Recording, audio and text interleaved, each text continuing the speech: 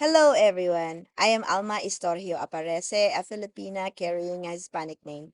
In school, I was taught to be proud of my nationality, how our freedom was fought for, how an archipelago of 7,107 islands can work together, and how well we speak English compared to other countries in the region.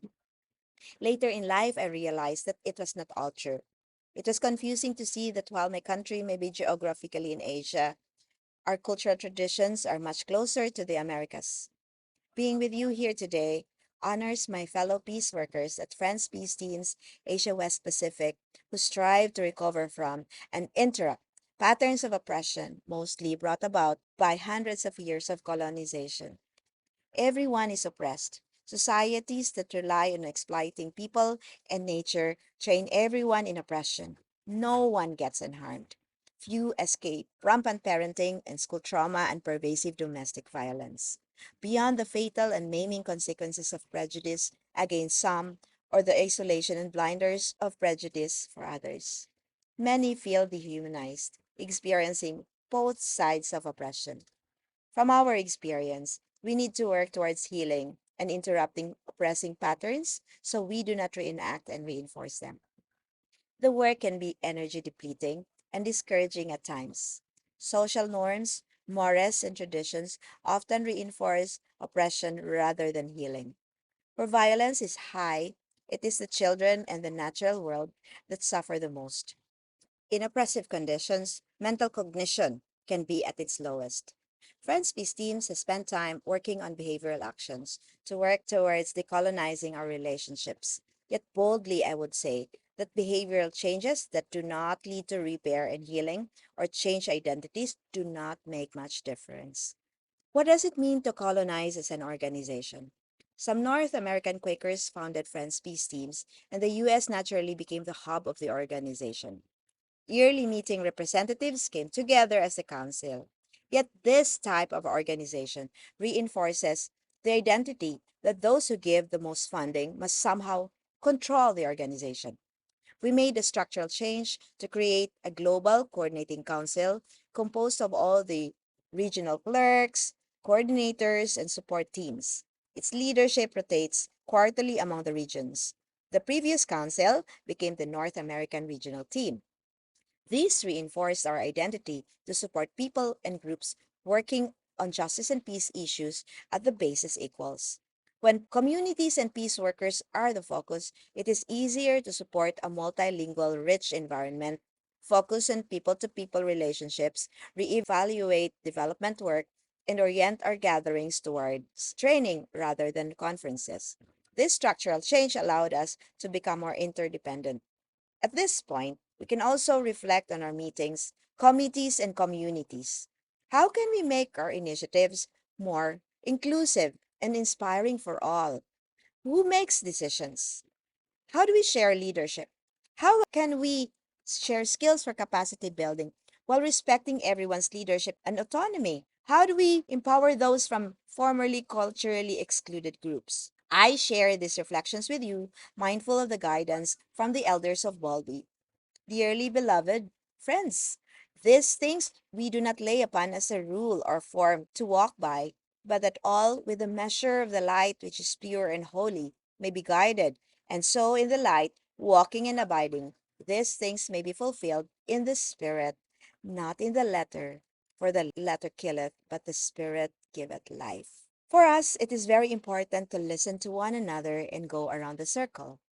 Multiple languages are not a burden, distraction, or inconvenience. Slowing down conversations is beneficial. It is normal to host a multilingual training or plan online gatherings with language interpretations considered. We have been successful in doing this orally and celebrate the generosity of many people who volunteer to make this happen. However, this is also a resource question and a question of identity. Who do we include in our meetings? And who do we accommodate as friends? One powerful gift that we can offer to the world is our witness as friends. We can truly listen to one another and ask difficult questions because we love to learn from one another to discover what is right and true. Together, we can also use this to examine accumulated wealth versus distributed wealth. Accumulation is socially erosive. Sharing can be empowering or very disempowering and patronizing in ways that reinforce a sense of helplessness. The power of visiting and friendship, balanced with the power of community agreements and skill building, can lead us to a deeper understanding of what is right and just as equal partners in the search. Organizations often lean on people and groups who can efficiently do the work. Instead of orienting the work towards a transfer of knowledge and technology, the learned ones tend to finish projects by themselves. Some colonized peoples were not allowed to administer groups for centuries, and they need to slow down, go through the steps repeatedly, and build skills slowly. For example, Joglo preschool teachers classified objects on shelves for 3 years before they can only for pairs for another 5 years before they could support group learning stations. It was very slow, a very slow developmental process. Other colonized people, such as the Philippines, were allowed to administer but not to direct policy. We excel at planning in detail, but discover that some of the simple skills of fundraising do not come easily. For example, estimating is its own skill. We want to wait until the planners confirm every price, but by then, it's too late to raise the funds. Estimating also carries with it risks that are more severe for people with limited resources, so the consequences for errors can be severe.